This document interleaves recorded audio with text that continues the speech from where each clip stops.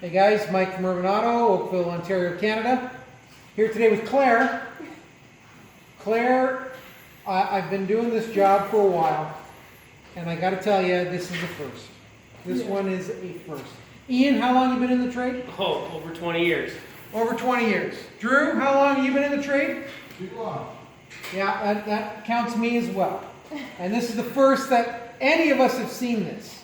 Any of us. Yep. And it took you to show us. So just explain to everybody what you were doing, Claire. I was taking off the wheels to go change on new tires for this Audi, and as I took off, I thought I saw a leaf, and I took a closer look, and it wasn't a leaf. It's was not a leaf. Sandwich. The mechanic who did the brakes previously, not us, left his lunch on the axle, the rear axle. And we've confirmed this is what? Prosciutto. Prosciutto, an Italian sandwich. It's a delicacy, probably a good one. I don't know.